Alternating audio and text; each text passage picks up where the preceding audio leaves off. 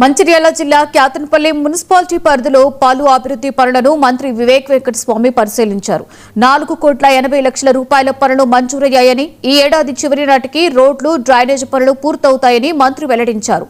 గత బీఆర్ఎస్ ప్రభుత్వం చేపట్టిన కాళేశ్వరం ప్రాజెక్టులో కేవలం 70 టీఎంసీల నీటిని మాత్రమే వినియోగించారని విమర్శించారు. కాళేశ్వరం ప్రాజెక్టు వైఫల్యానికి కేసీఆర్ బాధ్యత కాదా అని ఆయన ప్రశ్నించారు. అలాగే ఎల్లంపల్లి ప్రాజెక్టులో విద్యుత్ బిల్లు పేరుతో 70 కోట్ల రూపాయల ప్రజాధనం దుర్వినియోగమైందని ఆరోపించారు.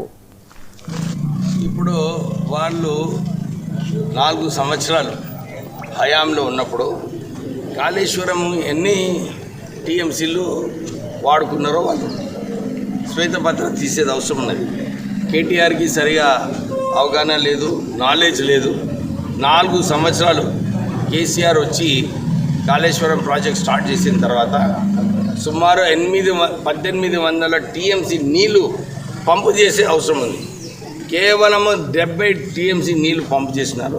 అది కూడా పైనుంచి నీళ్ళు వచ్చినప్పుడు ఎల్లంపల్లి నుంచి గేట్స్ ఓపెన్ చేసి ఆ 70 టీఎంసీ నీళ్ళు కూడా వృధా కావడం జరిగింది. దాంట్లో 3,000 కోట్ల రూపాయలు ఎలక్ట్రిసిటీ పంపింగ్ ఛార్జెస్ ప్రజల మీద ఆ భారం పడ్డది. వాళ్ళు ఆలోచించుకోవాలి. ఆ 1,00,000 కోట్ల ప్రాజెక్టుని మీ హయాంలో ఏదైతే ఆ వాటర్ వాడాలో ఎంత వాడినరు, నిజంగా ఎంత ఖర్చు చేసినారు.